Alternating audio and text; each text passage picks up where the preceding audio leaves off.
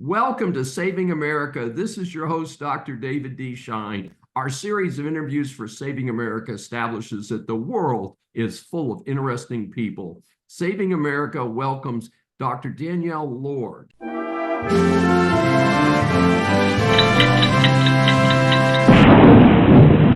She is a native of the Pacific Northwest and has spent her career helping to develop others, creating unique curricula for organizations large and small, and served as a university professor. She holds a PhD in leadership theory. Her bio says that her superpower is helping people to connect the dots, making and discovering connections that might not have been realized before. Dr. Lord's firm is called Archetype Learning Solutions. She's recently started a webcast on USA Global Network. We welcome Dr. Danielle Lord for her first appearance on Saving America. Well, thank you, Dr. Schein. I hope it's the first of many. This is such an important topic. I think it's very well connected with the conversations that I'm having about really making sure we can bring compassion back into the world because it's so lacking right now.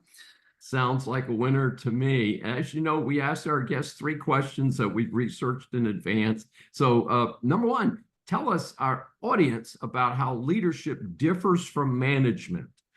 I am always happy to talk about this particular topic because it is still very misunderstood. And there are still plenty of people out there who are saying they're the same thing. They are not the same thing. They are very different. It is my hypothesis that our management practices are really rooted in a historical element of the industrial era, in which we collectively came together and started working as humans in factories. At that point in time, that industrial era, kind of the Victorian era, it was actually illegal, at least in the Western European context of Britain, to live in poverty. It was illegal to be poor. And you had people clamoring for jobs that paid pennies per day. It was very easy to be let go or terminated from that job because someone was always waiting to pick it up. So our whole context of work is rooted in that paradigm, which was all hail the machine. The machinery, the equipment, the automation was very brand new to industry, and everything that we knew was about making sure that those machines ran efficiently, and we needed management to do that. So management, by definition, is about a transactional process that includes budgeting, prioritizing, scheduling, tasking, making sure things are staying in line with the work that needs to be done to accomplish the goals. That does not require any human relationship. And that's where leadership becomes so important, and how leadership is different from management. It's making sure that those things are happening through an influence-based positive relationship in which the leadership and the team members are working together towards those goals.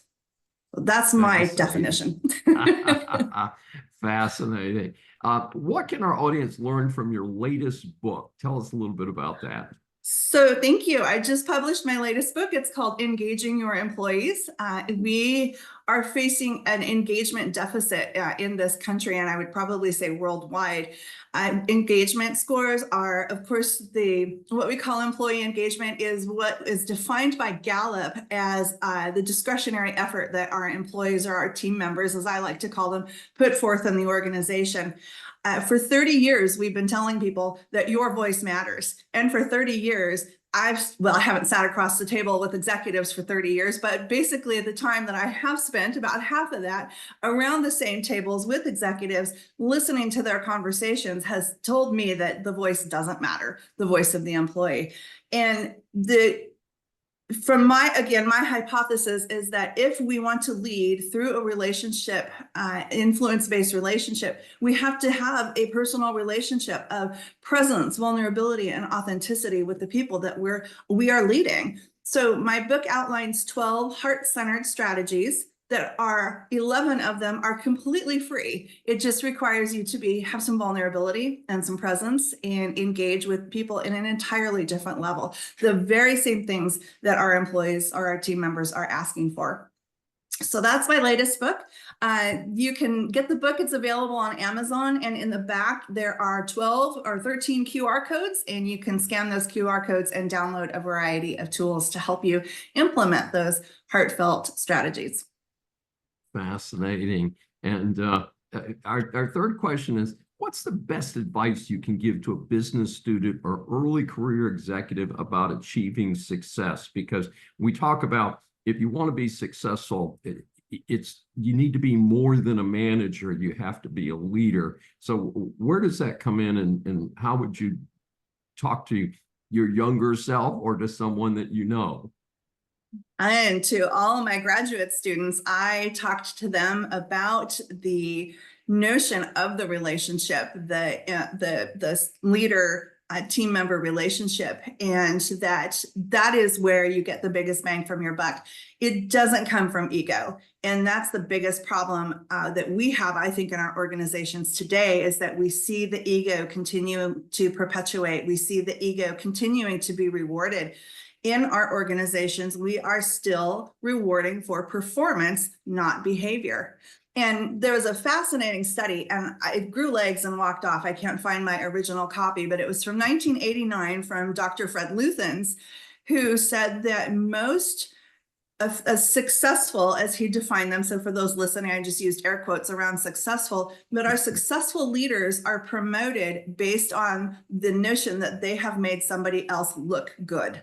And that was either through securing a large contract, bringing in a large amount of money, whatever that looked good looked like, was not necessarily always in the best interest of the team members or the people who make up the organization. So I always tell leaders, aspiring leaders in business, make sure that there's no trail of dead bodies behind you as you ascend into leadership roles. It is not about stepping on people. It is about lifting them up to make the organization a much better place.